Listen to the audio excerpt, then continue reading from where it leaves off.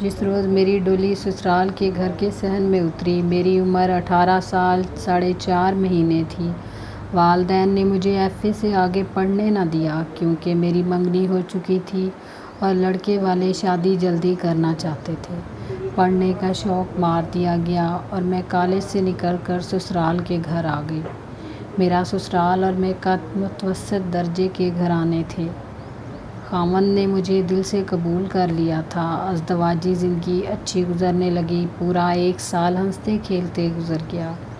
ساس ماؤں کی طرح، نندیں سگی بہنوں کی طرح پیار کرتی تھی۔ گھر کا کوئی کام نہیں کرنے دیتی تھی۔ دن کے وقت زیور کے بغیر رہنے نہیں دیتی تھی اور چاہتی تھی کہ دلہن بنی رہوں۔ میرا دولہا ان کا اکلوتا لڑکا تھا، اس لیے وہ مجھے اس کی لاڈلی دلہن سمجھتی تھی۔ میں 1 سال دلہن بنی رہی۔ دوسرا سال شروع ہوا تو میں نے محسوس کیا کہ ساس مجھے بڑی غور سے دیکھتی ہے۔ ایک دن ایک ادھیڑ عمر عورت آئی تو ساس مجھے کمرے میں لے گئی اور کہنے لگی، یہ ہماری دائی ہے، اس بیچاری کا یہی ذریعہ معاش ہے۔ اب آئی ہے تو کچھ اور نہیں تو اس سے پیٹ ہی ملوا لو، کچھ پیسے دے دینا، بیچاری دعا دے گی۔ مجھے پیٹ ملوانے کی ضرورت تو نہیں تھی، لیکن اسے بھی میں ساس کا لاڈ اور پیار سمجھ کر پلنگ پر لیٹ گئی۔ ساس کمرے سے نکل گئی۔ دائی نے پہلے تو میرے پیٹ کو ٹٹولا، پھر پہلو سے دبانا شروع کیا، ناف پر ہاتھ رکھ کر دبایا۔ اس طرح 10-15 منٹ تک پیٹ کو مل کر اٹھ کھڑی ہوئی۔ وہ کمرے کے دروازے کی طرف گئی تو میں بھی اٹھ کر اس کے پیچھے دروازے تک آئی۔ ساس باورچی خانے میں تھی۔ دائی کو شاید معلوم نہ ہوا میں پیچھے کھڑی ہوں۔ اس نے میری ساس کی طرف سر ہلایا جیسے اشارہ کیا ہو کہ نہیں۔ میں نے ساس کو دیکھا، اس کا چہرہ اداس ہو گیا اور اس کا سر جھک گیا۔ میں فوراً سمجھ گئی کہ میرا پیٹ کیوں ملوایا گیا ہے اور دائی نے سر ہلا کر ساس کو کیا بتایا ہے۔ میں نے دائی کو پیسے دیے اور اپنے کمرے میں آ گئی۔ میں نے پہلی بار محسوس کیا کہ 1 سال گزر گیا ہے۔ مجھے تو اب تک ماں بن جانا چاہیے تھا، مگر دائی میری ساس کو مایوس کر گئی تھی۔ 1 مہینہ اور گزرا تو دائی ایک بار پھر میرا پیٹ ملنے آ گئی۔ جاتے جاتے سر کے اشارے سے میری ساس کو پہلے سے زیادہ مایوس کر گئی۔ دائی کے اشاروں ہی اشاروں میں 1 سال گزر گیا۔ تیسرا سال شروع ہوا تو ساس مجھے ایک شاہ صاحب کے پاس لے گئی۔ شاہ نے ایک کاغذ پر الٹی سیدھی لکیریں ڈال کر کہا، ایک لکیر ذرا گڑبڑ کر رہی ہے، اللہ نے چاہا تو یہ بھی اپنی جگہ پر بہت جلد آ جائے گی، اگلی جمعرات کو پھر آنا۔ ساس نے میرے ہاتھ سے 500 روپے شاہ کو دلائے۔ اگلی جمعرات آئی تو شاہ کے 500 روپے اور کھرے ہو گئے، مگر ساس خوش نہ ہوئی، کیونکہ ان کے شاہ صاحب نے فرمایا کہ جس روح نے آنا ہے وہ ابھی ستاروں کی گردش میں بھٹک رہی ہے، آنے میں ذرا دیر لگے گی پر آ جائے گی۔ 2 مہینے بعد گلی میں آواز آئی، فال رمل دلیل۔ ساس دوڑ کر باہر گئی اور رمل فال والے کو اندر لے آئی۔ محلوں میں رہنے والوں کو معلوم ہوگا کہ قسمت کا حال بتانے والے ایسے وقت گلیوں میں آ کر رمل فال دلیل کی صدا لگاتے ہیں جب گھروں کے مرد اپنے کام کاج پر نکل جاتے ہیں۔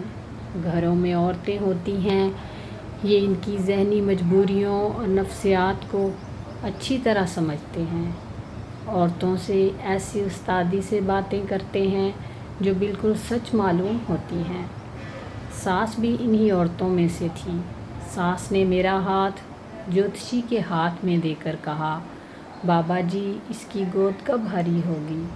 جوتشی نے میرے ہاتھ کی لکیریں دیکھی، پھر ایک کتاب کھول کر مجھ سے کہا، ان خانوں میں سے ایک خانے پر دائیں ہاتھ کی شہادت کی انگلی رکھو۔ میں نے ایک خانے پر انگلی رکھ دی۔ خانے پر ایک جل پری کی تصویر بنی ہوئی تھی۔ ज्योतिषी ने 3 चकोर टुकड़े इस किताब पर फेंके और बोला, परी जल से निकल आई है, 4 चांद डूबेंगे फिर जल में चली जावेगी, फिर 3 चांद डूबेंगे फिर जल से निकल आवेगी, तब जाके मन की मुराद पूरी होवेगी। चिंता न कर बीबी, ठंडे दूध को फूंके न मार, जल परी जल में रहती है, ये बड़ी भगवान है, जल्द थल कर देगी। 125 रुपया बाबे की हथेली पर रख, बाबा कुछ और बताएगा। बाबे के मन में कभी कभी मौज आती है। ज्योतिषी मन के मौज में 500 रुपये लेकर चलता बना, मगर बातें ऐसी बता गया कि सास और नंदों की बाछें खिल गई। फिर 4 चांद डूब गए, फिर 3 चांद डूब गए। जल परी ने जल थल तो ना किया, बल्कि इसी जल में डूब गई। दाई ने पेट मला, सर का वही पुराना इशारा करके चली गई। सास का चेहरा उतर गया। अज़दवाजी ज़िंदगी का एक और साल गुजर गया। सास और नंदों का लाड प्यार भी गुजर गया, लेकिन खामन के रवैये में कोई तब्दीली नहीं आई। एक रोज़ वो मुझे एक लेडी डॉक्टर के पास ले गया, जिसने मुझे चेक किया और 3 दवाइयाँ लिख दी। 15 दिनों का कोर्स था। कोर्स पूरा हुआ तो लेडी डॉक्टर ने मुझे एक बार फिर चेक किया। इसने अलहदगी में मुझसे बातें की, मेरे खामन के मुतालिक भी की। एक सवाल किए, फिर इसने खामन को बुलाकर कहा वो भी किसी अच्छे डॉक्टर से अपना चेकअप करा ले। ये कुदरत का बनाया हुआ निज़ाम है, अजीब सा होता है। ज़रा सी खराबी के नताइज बहुत बड़े होते हैं। आपका इलाज हो जाएगा, घबराने की कोई बात नहीं। मैंने घर आकर खामन से कहा कि वो भी किसी डॉक्टर से मशवरा कर लें, मगर वो इस तरह भड़क उठा जैसे मैंने इसकी मर्दानगी पर कोई बड़ी ही तौहीन अमेज़ तोहमत लगा दी हो। नुक्स तुझ में होगा, मुझे किसी डॉक्टर के पास जाने की ज़रूरत नहीं। मैंने कहा, आप अपने मुतालिक खुद कोई राय कायम ना करें, आपकी राय गलत भी हो सकती है। मेरा कहने का कुछ और मतलब था, मगर वो समझा कुछ और था। इसकी आंखें ठहर गई, चेहरा जर्द हो गया। मैंने अपनी शादीशुदा सहेलियों को अपने खावंद के मुतालिक ये बात बताई तो उन्होंने कहा, मर्द को माँ बहन की गाली दे दो तो वो बर्दाश्त कर लेता है, लेकिन ये मशवरा कभी बर्दाश्त नहीं करता कि किसी डॉक्टर से चेकअप करवाए। उन्होंने बताया कि मर्द की नज़र में हर नुक्स औरत में होता है, अपने आप को घोड़े जैसा समझता है। मैंने देखा मेरे खामन का मूड ख़राब रहने लगा था। इसके साथ ही सास और नंदों का सलूक भी बदल गया। खामद और सास के कहने पर ससुर मुझे एक बार फिर शहर की 2 मशहूर लेडी डॉक्टर के पास लेकर गया। सुबह एक मुआयना करवाया, शाम को दूसरी से। दोनों ने मुआयना करके अपनी अपनी फ़ीस वसूल की और कहा, ये बिल्कुल ठीक है, कोई रुकावट नहीं। अब इनके खामन का भी चेकअप किसी अच्छे डॉक्टर से करवा लें। मगर ससुर ने बेटे की वकालत करते हुए कहा, वो तो बिल्कुल ठीक ठाक है, इसे मुआयना करवाने की क्या ज़रूरत है। मैंने वापस आकर खामन को बताया कि लेडी डॉक्टरों ने क्या फ़ैसला दिया है। वो कुछ भी ना बोला, मगर इसके चेहरे का बदलता हुआ रंग बोल रहा था कि इसे ये फ़ैसला सख्त नागवार गुज़रा है। मैं पोठहार के इलाके की रहने वाली हूँ, जहाँ थोड़े थोड़े फासले पर पहुँच वाले पीरों के मज़ारात और गद्दियाँ हैं। मुझे 3-4 मज़ारों और खानकाहों पर ले जाया गया। वहाँ की खाक और कंकरियाँ खिलाई गईं और करते करते मेरे गले में 4-5 तवीज़ लटकने लगे। सास मुझे गोलड़ा शरीफ भी ले गई, देवल शरीफ भी गए, 9 गज़े की कब्र पर भी ले जाया गया, जिंदा पीर के मज़ार पर भी हाज़री दी। मगर मेरी किस्मत में एक ही ताना था कि ये तो थोहर का पौधा है जो ज़मीन का सारा पानी पी जाता है। نہ پھل دیتا ہے اور نہ پھول۔ مجھ پر ایسے ایسے تیر برسنے لگے کہ شادی کی پہلی رات اور پہلا سال ایک حسین خواب کی یاد رہ گیا۔ پھر میں نے اس خواب کو بھی ذہن سے اتار دیا۔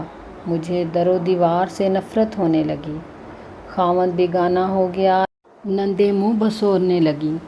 ساس مجھے اس طرح کام بتانے لگی، تو ہماری اور تو کیا امید پوری کرو گی؟ چلو جھاڑو ہی لگا دیا یا برتن ہی مانجھ دو۔ اس طرح کی نہ جانے کتنی دل برداشتہ باتیں لگا لگا کر کرنے لگی۔ سب سے زیادہ مجھے جس چوٹ نے ادموہا کیا وہ یہ تھی کہ مجھ سے میری سہیلیاں چھوٹ گئیں۔ وہ آتی تھیں یا میں ان کے پاس چلی جاتی تھی تو دل کا بوجھ ذرا ہلکا ہو جاتا تھا، لیکن سبھی مجھ سے دور بیٹھنے لگی۔ سب کو یہ کہہ کر ڈرا دیا گیا کہ مجھ پر کسی چیز کا سایہ ہے، میں کسی پیر کی بد دعائی ہوں۔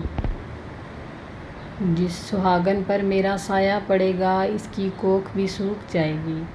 میرے تن بدن میں آگ لگ گئی، دل میں انتقام کی آگ بھڑک اٹھی۔ مجھے ایک خیال آیا کہ اگر میں جوابی کارروائی کے طور پر ساس اور نندوں کے منہ لگی تو وہ میرے خاوند کو بھڑکا کر مجھے طلاق دلا دیں گی۔ اگر طلاق کا تعلق صرف میری ذات سے ہوتا تو میں پرواہ نہ کرتی۔ مجھے اپنے ماں باپ کا خیال آ گیا، وہ یہ صدمہ کیسے برداشت کرتے۔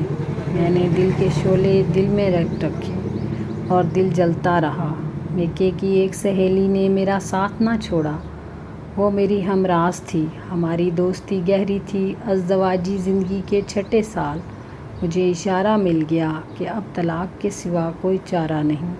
میں سوچنے لگی اگر مجھے طلاق ہو گئی تو مجھ سے کوئی بھی شادی نہیں کرے گا، کیونکہ سب کو سسرال والے یہی کہیں گے کہ میں بچے جننے کے قابل نہیں ہوں۔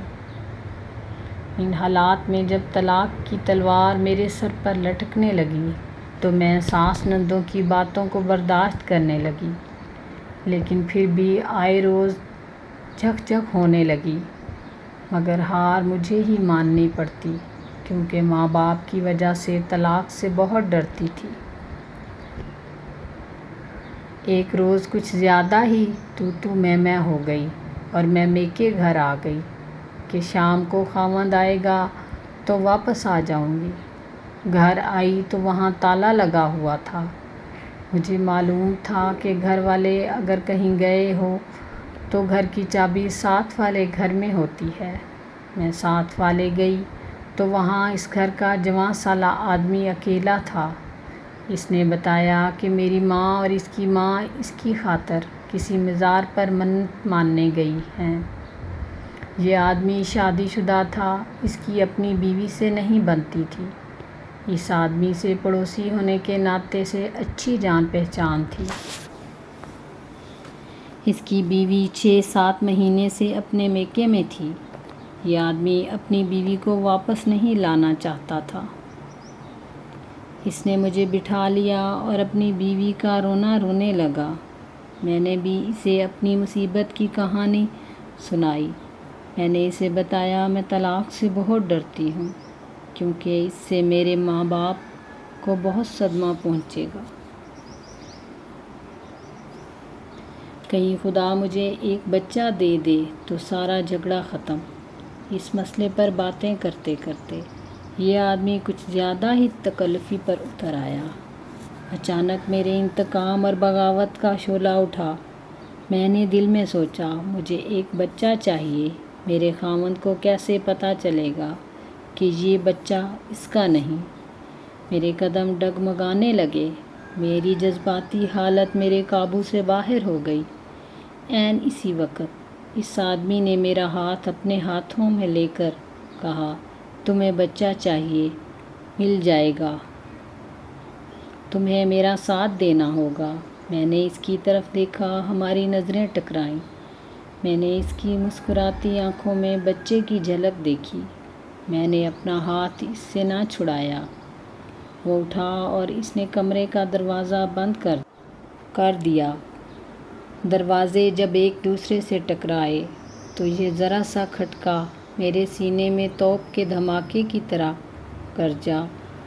اچانک میری غیرت بیدار ہو گئی۔ میرا جسم اتنی زور سے کانپا جیسے کسی غیبی قوت نے مجھے جھنجھوڑ کر کہا ہو، آبرو کی خاطر مسلمان بیٹیاں جان پر کھیل جاتی ہیں۔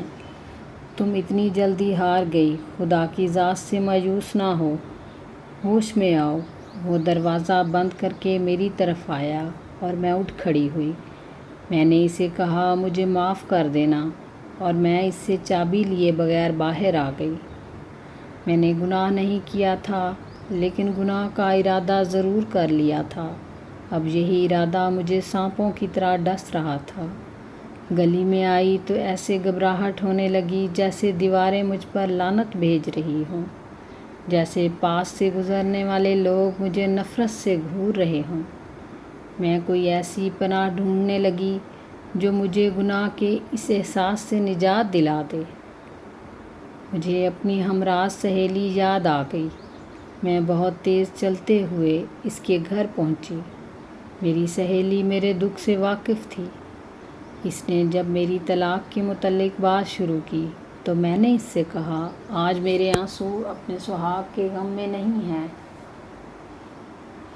کسی اور وجہ سے بہہ رہے ہیں۔ اس نے پوچھا تو میں ذرا نہ جھجکی اور اسے ساری بات بتا دی۔ میں اپنے ضمیر سے اس گناہ کا بوجھ اتار پھینکنا چاہتی تھی، وہ گناہ جو میں نے کیا ہی نہیں تھا، صرف سوچا تھا۔ میری سہیلی سب سن کر افسردہ ہو گئی۔ میں سمجھی وہ میری ایسی نازیبا حرکت سے ناراض ہو گئی ہے۔ میں نے اس کا چہرہ اپنے ہاتھوں میں لے کر کہا، اللہ کی قسم میں وہاں سے بھاگ آئی ہوں، کوئی گناہ نہیں کیا۔ اس نے کہا، یہی تم نے غلطی کی ہے کہ تم نے گناہ نہیں کیا، اب گناہ نہ کرنے کی سزا بھگتو۔ طلاق لے کر ماں باپ کے گھر آ بیٹھو۔ کوئی مائی کا لال ایسا نہیں جو تم کو بیاہ لے جائے گا، تمہاری ساس کی طرح تمہیں ہر کوئی برا کہے گا، یہ تھوہر کا پودا ہے۔ سن کر میری بہن اس نے کہا، اولاد کی خاطر پیروں کے پاس جانے والی عورتوں کی گود تویز دھاگے نہیں بلکہ پیر خود ہی ہری کیا کرتے ہیں۔ ہمارے گھرانوں میں ایک فریب کی حکمرانی ہے، یہ فریب ہم دوسروں کو بھی دیتے ہیں اور اپنے آپ کو بھی۔ تمہیں اپنی آبرو اتنی پیاری ہے تو طلاق لے لو اور گھر بیٹھو اور باقی عمر اس گھر میں گزار دو۔ مگر میں اپنے آپ کو اس فریب کے لیے تیار نہ کر سکی۔ جب میں نے محسوس کیا کہ میری نجات ایک گناہ میں ہے ورنہ میں ہمیشہ کے لیے دھتکار دی جاؤں گی، تو میرے اندر ایک ایسی بے چینی اور تلخی پیدا ہو گئی کہ بیٹھے چین نہ لیٹے چین، ایک پاگل پن سا سوار ہو گیا۔ دل میں یہی ارادہ آتا کہ خودکشی کر لوں، ریل گاڑی سے نیچے سر رکھ دوں، ڈوب مروں یا زہر کھا لوں۔ 2-3 دنوں کے بعد خاوند نے مجھے صاف کہہ دیا کہ وہ اب دوسری شادی کرے گا۔ میں نے اس کی منت سماجت کی، محبت کے واسطے دیے، پھر میں نے اپنے آپ کو یہاں تک گرا لیا کہ اس کے پاؤں پر سر رکھ دیا، لیکن وہ پتھر بن چکا تھا۔ پھر بھی میری منت سماجت اور واسطوں نے اسے تھوڑا نرم کر دیا۔ اس نے کہا، میری ماں ایک اور پیر کا نام بتا رہی ہیں، میں اس سے کہوں گا تمہیں وہاں لے جائے، اگر وہاں سے بھی مراد پوری نہ ہوئی تو پھر میں تمہیں طلاق دینے پر مجبور ہو جاؤں گا۔ میں کسی پیر کے پاس نہیں جانا چاہتی تھی۔ میں نے خاوند سے کہا، میں پیر کے پاس نہیں جاؤں گی۔ خاوند نے کہا، پھر طلاق لے لو، یہ تمہارا نہیں تمہاری تعلیم کا قصور ہے، تم ایف اے کر کے پتہ نہیں اپنے آپ کو کیا سمجھتی ہو، اصل میں تم پیروں اور بزرگوں کی توہین کی سزا پا رہی ہو۔ میں تو بھول ہی چکی تھی کہ میں بھی تعلیم یافتہ ہوں۔ خاوند نے یاد دلایا تو اس کے ساتھ مجھے بھی یہ یاد آیا کہ میں تو قرآن بھی پڑھا ہوا ہے، اس مقدس کتاب کو میں خدا کا پیغام مانا کرتی ہوں۔ قرآن کا ذہن میں آتے ہی جیسے میری آنکھوں کے سامنے ایک روشنی چمکی، مجھے عقل نے راہ دکھائی۔ میں نے خاوند سے فوراً کہا، میں اس پیر کے پاس جاؤں گی۔ 2-3 دنوں بعد میں اپنی ساس کے ساتھ ریل گاڑی سے اس اسٹیشن پر اتری جس کے قریب اس پیر کا آستانہ تھا۔ اسٹیشن سے پیدل ہی پیر کے آستانے پر پہنچے۔ جناب پیر صاحب مریدوں کی محفل میں بیٹھے ہوئے تھے۔ مجھے دیکھ کر اس پر وجد طاری ہو گیا۔ ساس نے آگے ہو کر کہا، اس کے پاؤں چھوئے۔ پھر مجھے بھی آگے کر کے اس کے پاؤں چھونے کو کہا۔ ساس اپنی مراد سنانے ہی لگی تھی کہ پیچھے سے ایک آدمی نے میری ساس سے کہا، یہاں نہیں، اس وقت حضور کسی اور حالت میں ہیں، لڑکی کو اندر بھیج دو، حضور مرادیں وہیں سنتے ہیں۔ اس کے ساتھ ہی اس آدمی نے میرے کندھے پر ہاتھ رکھ کر ایک دروازے کی طرف اشارہ کیا اور کہا، کاکی ادھر اندر چلی جا، حضور کرم کریں گے۔ اس آستانے سے کوئی خالی ہاتھ نہیں گیا۔ میرا جسم بڑی زور سے کپکپایا۔ ساس نے مجھے اٹھا دیا اور دھیمی آواز میں کہا، جا اندر چلی جا، حضور آئیں تو ان کے پاؤں چھو کر بات کرنا، وہ جو عمل کرنے کو کہیں وہ دھیان اور دل سے کرنا، یہ تمہارے پاس بھی اور ہمارے پاس بھی آخری موقع ہے۔ میں چپ چاپ اندر چلی گئی۔ اندر پلنگ بچھا ہوا تھا، اس پر قیمتی تکیے اور پلنگ پوش تھا۔ کمرہ کافی سجا ہوا تھا۔ جلدی پیر اندر آ گیا اور دروازہ بند کر دیا۔ پیر کی صحت قابل رشک تھی، چہرہ خوبصورت اور لال سرخ تھا، جسم توانا۔ اس شخص کے چہرے اور جسم میں بڑی کشش تھی۔ اس نے آتے ہی مخمور آواز میں کہا، بچہ نہیں ہوتا، اور خود ہی جواب دے دیا، ہو جائے گا۔ اس نے مجھے پلنگ پر لیٹ جانے کو کہا۔ میں نے کھڑے کھڑے جواب دیا، مجھے تعویذ چاہیے، میں یہاں لیٹنے کے لیے نہیں آئی۔ وہ ہنس پڑا۔ اگر شیطان میرے سامنے ہنسے تو قسم کھا کر کہوں گی کہ شیطان اس پیر کی طرح ہی ہنستا ہے۔ وہ میرے قریب آیا، کہنے لگا، تعویذ بھی دوں گا اور بچہ بھی دوں گا۔ اس نے ایک بازو میری کمر کے گرد لپیٹ کر مجھے پلنگ پر گرا لیا۔ وہ ایک خوبصورت بھینسا تھا۔ اسے دیکھ کر میں سمجھ گئی کہ جاہل عورتیں کیوں اس کی مریدنیاں ہیں۔ وہ مجھے بھی انہی عورتوں میں سے سمجھ رہا تھا۔ اس کے منہ سے سخت بدبو آ رہی تھی۔ مجھے نہیں معلوم یہ شراب کی بو تھی یا چرس کی۔ مجھے پلنگ پر گرا کر وہ پلنگ پر چڑھ آیا۔ میں اچھل کر پلنگ سے اٹھی اور اس سے 3-4 قدم دور ہٹ آئی۔ اس نے پیار سے مجھے اپنے پاس بلایا۔ اس نے کہا، میں تجھے ایسا تعویذ دوں گا۔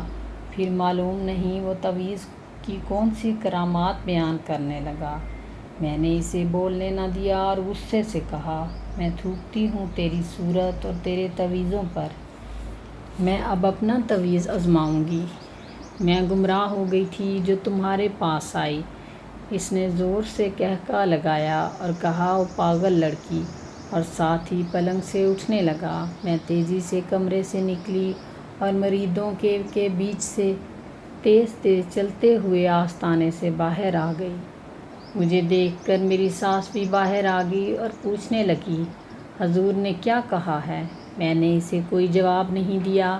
میرے ہونٹ سل گئے، زبان میں بولنے کی طاقت نہ رہی۔ میں شاید خود بھی وہ نہ رہی تھی جو اس گناہ خانے میں داخل ہونے سے پہلے تھی۔ ساس کچھ نہ کچھ بولتی رہی، لیکن میں چپ رہی۔ شام کے وقت ہم گھر پہنچے۔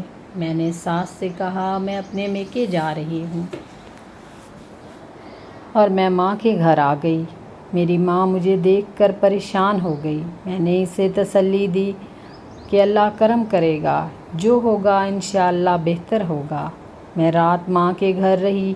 آدھی رات کا وقت تھا۔ میں اس وقت تک سو نہیں سکی تھی۔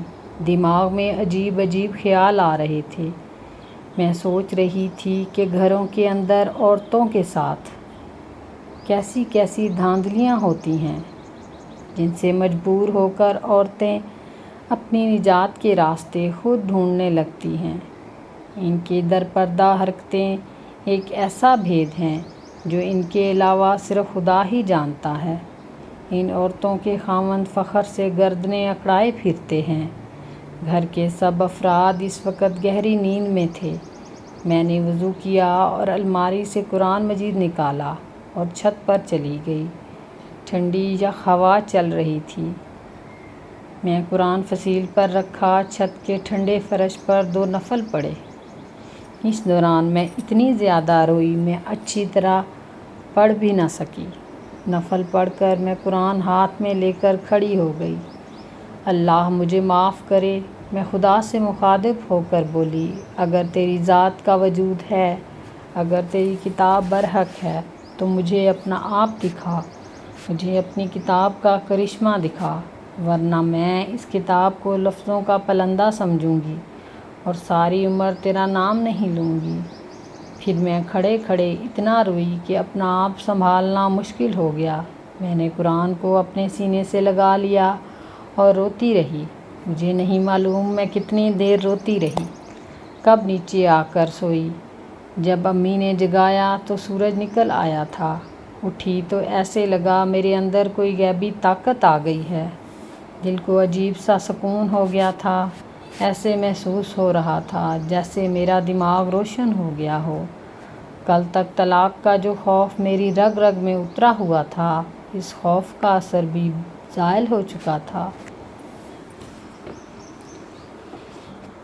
میں نے خاوند کے نام خط لکھا، جس میں لکھا مجھے فوراً طلاق چاہیے، پورا حق مہر وصول کروں گی، ماہوار خرچہ تمہیں معاف کرتی ہوں کیونکہ تمہاری محتاج نہیں رہنا چاہتی۔ اب تمہارے گھر نہیں آؤں گی۔ میری جو چیزیں تمہارے گھر ہیں بھیج دو تو اچھا ہے، ورنہ اپنی دوسری بیوی کو دے دینا۔ بھائی اسکول سے آیا تو میں نے خط اسے دے کر کہا کہ میرے سسرال والوں کو گھر دے آؤ۔ جب ماں باپ کو بتایا کہ خط میں کیا لکھا ہے تو ان پر سکتہ طاری ہو گیا۔ میں نے انہیں تسلی دی جو ہوگا بہتر ہوگا۔ میں نے کہا اگر میرا خدا سچا ہوگا تو ہماری مدد ضرور کرے گا۔ یہ الفاظ کہتے ہوئے میں نے محسوس کیا جس طرح پہلے طلاق کا نام سن کر میں کانپ جایا کرتی تھی، اب مجھ میں دلیری آ گئی تھی اور کوئی غیبی قوت تھی جو مجھے اندر ہی اندر یقین دلا رہی تھی اللہ سب ٹھیک کرے گا۔ 10-12 دنوں بعد میرا طلاق نامہ بماحق مہر مجھے مل گیا۔ میرے کپڑوں کا ٹرنک بھی آ گیا، البتہ زیور کی کچھ چیزیں وہ لوگ ہضم کر گئے۔ سامان کے ساتھ ساس کا پیغام بھی ملا کہ اب دیکھیں گے اس سوکھے پیڑ سے کون پھل حاصل کرتا ہے۔ یہ تو تھوہر کا پودا ہے جو زمین کا سارا پانی بھی پی جاتا ہے، پھل بھی نہیں دیتا نہ پھول، لیکن مجھے اب کوئی پرواہ نہیں تھی۔ دل کو سکون تھا۔ 5-6 مہینے گزرے۔ ہمارا وہی پڑوسی جس کے ساتھ میں بھٹک چلی تھی، اس کی بیوی کے ساتھ جھگڑا اتنا زیادہ بڑھ گیا کہ اس نے بیوی کو طلاق دے دی۔ پھر وہی پڑوسی میری نجات کا سبب بن گیا۔ میں ایک دن گھر کی چھت پر گئی تو وہ بھی اپنی چھت پر موجود تھا۔ اس دن کے بعد میں اسے آج دیکھ رہی تھی۔ اسے دیکھتے ہی میں نیچے آنے لگی تو اس نے مجھے آواز دی اور کہا میری بات سنو، اگر تم چاہو تو میں تم سے شادی کرنے کے لیے تیار ہوں۔ میں نے کہا آپ کو معلوم ہے نا لوگ مجھے تھوہر کا پودا کہتے ہیں، کیا آپ کو پھول اچھے نہیں لگتے؟ اس نے کہا مالک کا کام ہے محنت کرنا، پھل پھول لگانا، مالک کا کام ہے۔ میں نے کہا جاؤ موج کرو۔ اس نے کہا اکیلے اکیلے کیا خاک موج ہوگی۔ میں نے اس کی آنکھوں کی زبان سمجھ لی اور اسی روز امی سے کہا اس آدمی سے رشتے کی بات کریں۔ امی ابا نے بات کی، 2-4 پھیروں میں بات پکی ہو گئی۔ نہایت خاموشی اور سادگی سے ہمارا نکاح پڑھا دیا گیا۔ میری ماں کو ابھی تک ڈر تھا کہ اب کیا ہوگا، اگر بچہ نہ ہوا تو کہیں پھر بیٹی گھر نہ آ جائے، لیکن خدا نے اپنے نام اور کلام کو سچا کر دکھایا۔ شادی کے دوسرے مہینے میں نے ماں کی پریشانی دھو ڈالی اور انہیں خوشخبری بتائی۔ پھر خدا نے مجھے بیٹے کی نعمت سے نوازا جو پیر عورتوں کو اولاد عطا کیا کرتا تھا۔ وہ ایک روز اپنے کچھ مریدوں کے ساتھ ایک بس میں سفر کر رہا تھا۔ بس بے قابو ہو کر سڑک سے ہٹ گئی اور اسی رفتار سے جا کر ایک مضبوط درخت سے ٹکرائی۔ اس میں 26 سواریاں مر گئیں، جن میں سے یہ پیر اور اس کے مرید بھی تھے۔ لوگ بتاتے ہیں کہ ٹکر اتنی شدید تھی کہ بس کا انجن اندر تک بس میں دھنس گیا تھا۔ پٹوہاریوں کو یہ پرانا حادثہ ضرور یاد ہوگا۔ بہت سوں کو تو سراغ بھی مل گیا ہوگا کہ وہ پیر کون تھا۔ میرے پہلے خاوند نے دوسری اور پھر تیسری شادی کی، لیکن آج تک بے اولاد ہے۔ اللہ نے مجھے 3 بیٹے دیے۔ میرا سب سے چھوٹا بیٹا اس وقت 14 سال کا ہے۔